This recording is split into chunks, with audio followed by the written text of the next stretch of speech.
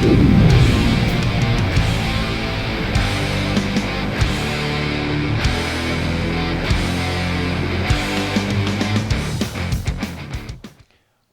back to Live with, brought to you by Species Nutrition. I'm Dave Palumbo, and today's guest is a special one, a friend to the show, and also we're going to be delivering a very important message. And who I'm talking about is IFBB Bikini Pro, TAWNA Eubanks. Welcome. Hey, how's it going? Hi, TAWNA. Good seeing you again. Congratulations on your win last year and your trip back to the Olympia. That had to be exciting. Yeah, it was awesome. It was quite a year for my comeback. So Yeah. I just wanted to make it back, and I did it. So it was awesome. Yeah. You did that, and you and Greg, your husband, who used to own, first of all, I think it was Metroflex, and then you guys had Destination Dallas, right? And then now you guys have your new gym, Hidden Gem. I love it. Good name. Yeah, in Allen, Texas. Yep. We're excited. 10 years of gym owning, and we're starting a new one. So we're ready for this new journey. Now, you know, TAWNA, when I moved from New York to Florida, I thought that might have been the worst experience of my life, just the whole moving aspect of it. What's it like when you have to, move a gym or even just open a new gym for that matter, Oh my God. Well, moving a gym, so that's what we did the first time from Metroplex to Nation. We built that building from the ground up, and we moved a lot of Metroflex stuff, equipment into that gym, and then had to fill it. And that is moving equipment sucks. Oh, it's brutal. It's awful. So it's quite a lot of work, obviously. And then, with Hidden Gem, we actually took over. It was previously called The Den. And then we just bought it, and we're rebranding it, remodeling it. And so we're getting all new equipment and, just redesigning everything. So it's a lot of work too. But, for us, it's our passion, and we love it. So it's not really work. Sure. It's fun. And there's so much cool things that we're getting to do with the name Hidden Gem. And so we're really excited to bring a whole new vibe to the DFW area with gyms. So we're excited about this one, but it's a lot of details and work, but we feel confident doing it this time around, now that it's year 10 of owning a gym, that it's kind of like we know what to do, and now we're just doing the checklist and not figuring shit out along the way. Right. Yeah, I was gonna say you've made all the mistakes already, so it's like you know exactly what you need and what you want, and you can kind of eliminate the garbage aspect of it, right? Exactly. Yeah. So we're feeling good about it. We're excited. Now, if people, how do you guys run your membership? Because I know a lot of Texas gyms are these 24-hour gyms. You can kind of come in whenever you want. Is that what you guys are, or do you have specific hours? Okay, so this is the first time that we're doing it like this. We are going to have specific hours, but we're actually going to have it like, key fob. Oh, you are style. doing that. Good. So, yeah, so that way, everybody has to have a membership or like a code to get in. Sure. We do have day passes that you can kind of buy through an app on the outside of the door. It's cool.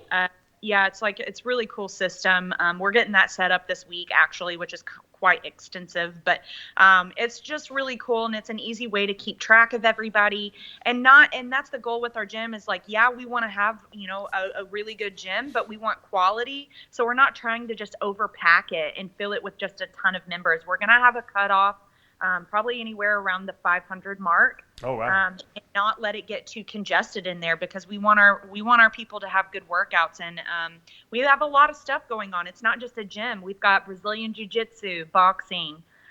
We also have a 5,000 square foot indoor turf that you can rent out space for different things like that. So we want it to be functional, and we have to be smart about that. So we're doing the whole key fob system as well. Now, you had a physique, or you have a physique, I should say, that I always say is very athletic looking. Like when I see your physique on stage, and I've told you this all the way back to 2014-15 when I saw you in Finland and you were competing there. I said I love that kind of a physique on a bikini competitor, because it's not just a beach body. It looks like a functional body that can go play volleyball, field hockey, softball, whatever. Like, you look functional. You can hurdle. You have that kind of look to your body. Is that something you got because you played a lot of sports, or is that always just the look that you went for in the gym? Well, honestly, it's just kind of the way that my body is because I've like naturally just kind of long, lean muscle bellies. Yeah. Which is I feel that has always kind of been to my detriment in this sport specifically, just because you need to have bigger, rounder, fuller muscles, and I just don't have that. I have always been kind of a natural athlete. I've always done sports, gymnastics, basketball, volleyball, track, high jump. I've just always kind of been athletic in that way. And then, coming into this industry and this sport, I mean, my goal was to pack on as much muscle as this little body could handle. Sure. And even though that doesn't seem like much to most people in our industry or when I step on stage, for me, it's been a lot. And I've had to work, for the past 10 years Sure. for the little amount of muscle I do have. Yeah. It's hard for me, but, I like my physique, and though it may not always place the best on stage, I love the way that my physique is, and I'm proud of this physique, and I'll always continue to work, to bring a good physique for stage. But, in my opinion, I agree. I think the bikini body look is, that kind of long, lean, muscle, but not like overly developed Sure. or round capped shoulders, it's like, but everybody's got their own, style, but I do love it. Well, Janet Leig winning the Arnold Classic has got to be good for people who look like you, because you look like her. You guys have this similar type of physique, It's so funny that you say that, Dave, because I have been, of course, I've been rooting for myself to be Miss Bikini Olympia for the past 10 freaking years. But on the real, the girls who are always placing up their top 5 and stuff, I'm always like, oh my God, let's get Janet. And she's always been so freaking close. And she got it this year at the Arnold. And, I'm over here like screaming behind my phone, like, yes, the little ones have some time now, like that's why I was like, hell yeah, it makes me feel like I got a little bit more of a chance with this kind of physique. So I was definitely stoked for Janet. And I think she's beautiful and I love her physique. I think it was well deserved. Now, let's get to the topic that I think you've been addressing on your Instagram lately, and a lot of people have been wondering about. And you haven't been feeling well, especially this past year. And give us the synthesis of how this all started and what the initial symptoms were that made you start to say, hey, maybe I should go get checked out at the doctor. Right. So, starting in the beginning of February, I just, I wasn't feeling like myself. I was sleeping for like 12 hours a day, and I was having to take naps in between the days. And then I started having like a weird eye twitch going on, and then started getting like this weird sharp pain in my head. And it just kind of escalated from there. And I thought, okay, maybe I need to get some chiropractic work done. It's been a while. I went to San Diego and trained with my coach, Brett Contreras, for 3 days. And while I was there, I was so tired. I couldn't even function. And then when I got home, I was like, okay, I'm going to go get chiropractic work done. Went and did that. I felt a little better, felt great. But then the symptoms just went downhill from there. And I talk about all of this in depth on my video that I put up on Instagram, but it's a whirlwind of symptoms. I mean, I'm talking from nerve issues to muscle twitching. I lost feeling in my legs, in my arms, in my face. I couldn't even move my arms or my hands. I couldn't squeeze them or make fists. My joints locked up from my toes to my skull. I had sharp shooting pains. And then just all kinds of crazy things along the way. Like I've had these crazy bumps pop up all over my face and my neck and my shoulders, my chest, my back. My nails started to like fall apart. Just very weird, crazy things. Right. And so in the midst of all of that, while the first time that I started to feel like some real sharp shooting pains, I said, okay, I got to go to the doctor because this is not normal. And so immediately she pulls blood work, just your normal, blood count, white blood count, red blood count, all the works. Everything came back clear, normal, perfect, right down the middle. So that's great. Then she was like, we got to get you in with a neurologist, but I need you to do a brain MRI and a neck MRI. So went and did those MRIs. Both came back normal. Went and saw a neurologist. Neurologist knew like automatically, like they're intelligent people, right? Like they know their shit, they know what they're looking for. So I'm sitting there talking to her, spitting out all these 50 symptoms, my laundry list of symptoms. And she's looking at me, she's like, she just starts shaking her head. She said, no, this is not neurological. You are way too sporadic. Like your stuff, you've got this going on, then this, then this, then this, and it's all happening at the same time. She's like, normally, neurologically, something kind of starts somewhere and then like trickles down, you know, or up or whatever, wherever it's starting. And so, you know, thank God, you know, I'm not complaining about it. Right, I mean, right. You don't want to have you don't want to have brain dysfunction, exactly, you know. Yeah, I mean, like I'm relieved, but at the same time, I'm leaving there like, well, what the heck is going on? Like something is wrong. So my doctor is telling me, you don't need a spine MRI. You're good. You saw the neurologist. I said, no, run it. I am not going to go through life wondering what if. I need to do the checklist. So x-rays of my head, my neck, my spine, MRIs of my brain, my neck, my spine, all clear. Saw a neurologist, all clear. The neurologist wanted to run ANA, so autoimmune tests, diabetes, and check my vitamin B6 levels. All came back clear. When those came back clear, my doctor wanted to run more test results, more autoimmune, and Lyme disease. All came back clear. Wow. I've had an obscene amount of tests run, seen doctors, all unclear, ready to go. Well, at least you know you're healthy, even though you don't feel good at this point, right? Right? I mean, like, my bank account is now zero, but I'm healthy. So what do you do next? When you get the doctors telling you everything's clear, do you start to think, well, maybe I'm a hypochondriac at some point? Yeah. You know?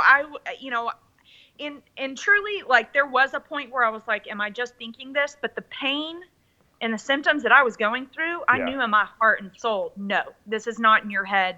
And nobody will ever dare tell me that. I refuse. I knew something was wrong. So I started to look into it. I'd heard of it before, but this common thing that's going on right now, breast implant illness. I have breast implants. I have for the past 9 years. And I haven't really had any symptoms, to my knowledge. Now that I've been going through all of this and having a lot of downtime, I've not been in the gym for over 2 months. This has completely debilitated me. I've done a lot of thinking, and my symptoms have happened long before just now. And I think my body is just now starting to go, hey, enough is enough. In the midst of all of this, going through doctor's appointments, getting test results, I'm doing the research on the back end. I just knew, okay, this is something else that I need to look into, but I'm not going to just say this is it and go under the knife. Sure. If I don't know that if I'm not healthy in any other ways.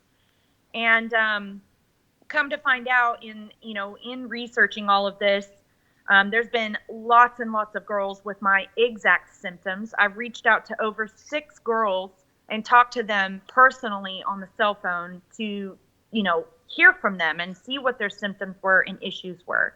And they have explanted and removed their implants and have gotten better in between those times. But the main concern that came up was, okay, well, yeah, it's kind of ironic that these girls have these same symptoms. But now the FDA is releasing that these certain manufacturers, one of which I have of the implants, are currently under investigation. So apparently they didn't do a full 10-year trial like they were supposed to before they put the implants out on the market. They only did like a 2 or 3 year trial. Right. And interestingly, what we talked about before the show, I think it's an important point to bring up. You have saline implants, which is salt water. They're not silicone implants, but the shell of the implant itself is made of silicone, which you didn't know, right? Right. And I'm like, laughing now because I'm like, oh, great. And then that's the other thing too, is because people were like, oh, you have saline, you're fine. No, wrong. First of all, yes, what you're saying, silicone is wrapped around it. It's still in your body, and your body does not ever react good to silicone, as we've found out over the years with any person. But secondly, what we're finding out is that these implants that are made out of saline can have bacteria and mold fungi and microorganisms growing in, on, and around them. Wow. And that's what's been happening too with these women who've been removing them. And also, talking to my surgeon who is going to be doing my breast implant removal, because I have decided that is what, my next step is and what I would need to do. He looks at 3 different things when women are looking at this. It's the year that you got the implants done, the manufacturer that you got them done, and then the genetic disposition. I can never say that word. Predisposition, yeah. Yeah. In which the year that I got them done, they took out a certain antibacterial soap that you had to use. So you no longer have to use that soap. And it was like over a 6-year span, and I was in that era of getting the implants done. So you might have like some kind of like fungal thing going on in your body that your body immune system's reacting to as well. Not even the implant. It could be something growing inside the implant, is what you say, or around it. Absolutely. And the thing about it is that, and this is what sucks, is with these implants and girls having issues, nobody can like do a test and say, yes, your implants are making you sick. That's not a thing. That's not happening right now at this time anyways. Right. There's no test that can show, what's happening. It's just a matter of getting them out and seeing if it makes you feel better. Sure. What they have been connecting to is that there is a rare cancer that these implants are also causing. Wow. It's like, it's a rare lymphoma cancer. It's called BIALCL. It's more common in the textured implants, in which I have smooth, but they are saying that it doesn't matter if it's textured or not. All implants are currently being investigated for causing this cancer. And Canada, France, and Brazil have currently pulled them off the market. The ones that you have? Implants in general. Oh, implants in general, really? Wow. And the textured ones, and then they're working on, all the other ones too, whether they're saline, silicone, smooth, whatever. Canada, France, and Brazil all just announced that. And the FDA is releasing all kinds of crazy stuff. Brazil's hysterical because Brazil will ban breast implants, but you can still get butt implants there. Right. Yeah, that's what I'm saying. An implant is an implant, whether it's on your chest or your ass. That's right, exactly. So you're going to get them removed. You're not going to get something else put in its place, or you're going to just go without them at this point? Right. Yeah. So I did decide to remove them. I feel that, this is what I need to do to get myself onto recovery and back to my life. I feel in my heart that this is the only thing left after all these tests. Sure. And talking to surgeons and doctors and getting their opinions on all of this. They also agree with me. And I have decided to not replace them. No. Okay. I'm going to keep me and just keep my natural boobs back, get the real me back, I guess. Yeah. But really and truly for my health. Right. Is that mentally tough to do? Because as a competing competitor, obviously everyone has breast implants pretty much, and that's part of your physique almost that you're known for.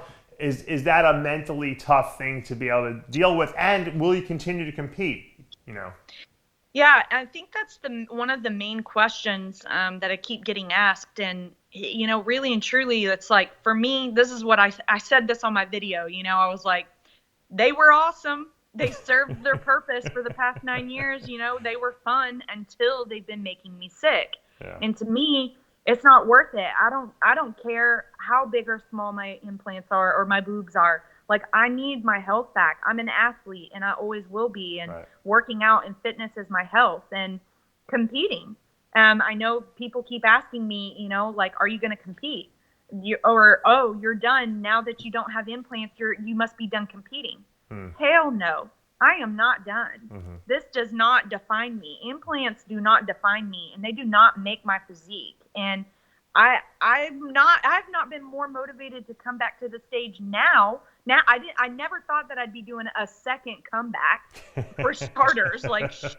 And you're only 30 too, and you're on a second comeback already. I know. I'm like, my God, but.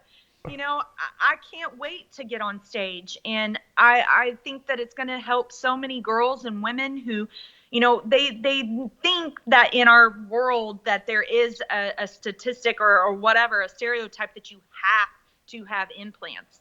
Does it help or does it fill your upper body out some? Sure, absolutely. I got them for that very reason. I got implants because I wanted implants, plain and simple. Sure. But nobody made me feel that I need to have these in order to compete. And I feel like that's just a huge misconception. Mm-hmm. And I just can't wait to show girls that, look, like, you can still be one of the top pros in the world and compete and not have boobs. You don't have to. It doesn't matter. Yeah.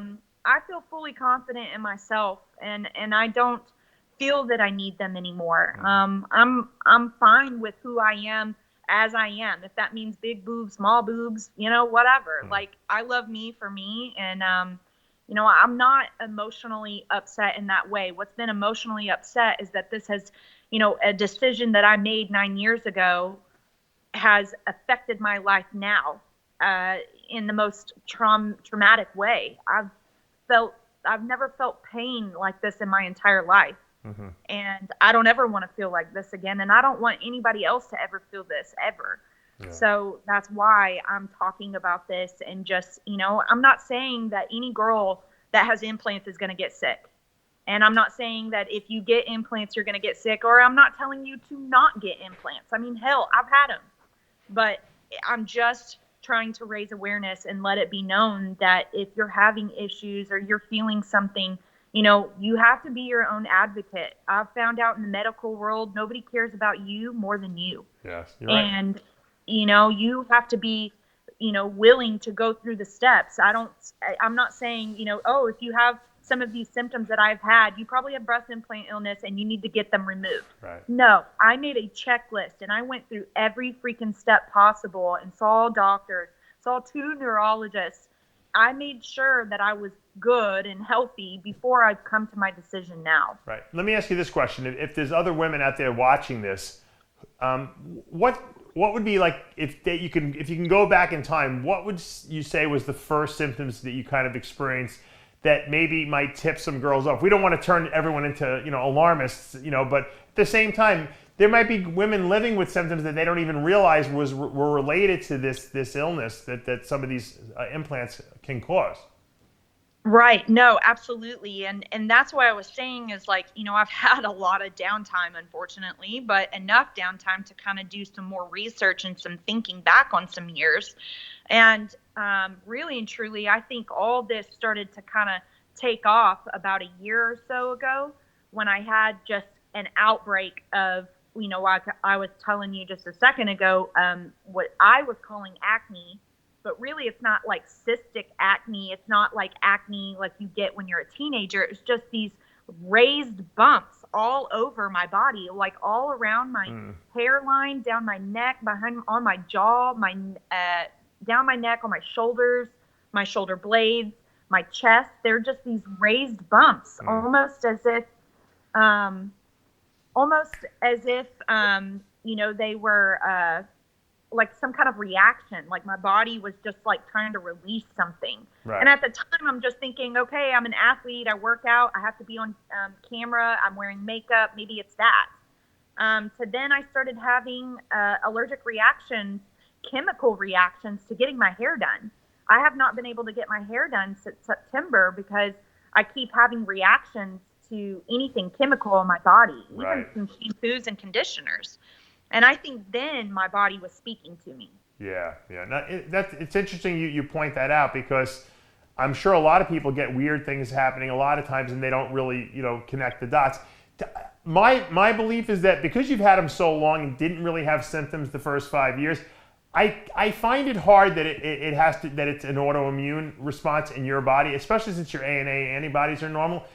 It sounds more likely that maybe you have something growing on these implants, like you suggested earlier, and that your body's responding to the toxins, especially with fungal yeast type stuff. They release these endotoxins that your body can certainly have weird responses to it. And that I wouldn't be shocked when you took those implants if they didn't look absolutely disgusting, with overgrowth on them, Yeah, and see, that's the beauty too of doing an explant, is that they do send they swab them and stuff when they remove them, and they send it off to pathology, and they will test for that cancer that I was talking about, Sure. the BIA, and then they also will test for any kind of bacteria, fungal, mold, any kind of microorganisms, and then I'll have an answer from that. But the longer I've been sitting and thinking about it, the more I truly feel what you're saying as well. Yeah, think about how people get sick from just living in a house with mold. I mean, same thing, and they're breathing it in. You have it. You could potentially have it in your body, in your bloodstream, because it's right there. So it certainly would make sense. Well, I think this was a very informationally potent interview in the sense that a lot of people can now have things to think about if they are having weird symptoms. I think it was very brave of you to go on Instagram and then, of course, come on this show to tell people your story and, to tell people your fears and to tell people how you're going to, bravely face, what you're doing in the next, what is it coming up in another month you're doing this? I am actually doing it, at the end of this month. Okay. Well, good luck with that surgery and please keep us updated. And great. I will. I send my best wishes to you and Greg on that new gym. Maybe one of these days I'll get to make it down there and check it out, but I hear it's pretty awesome. Yeah, it's going good. We appreciate it. We would love to have you down, and thank you guys for just listening to my story. And I love the support from everybody in our whole fitness family. So I'll be back. I will be back.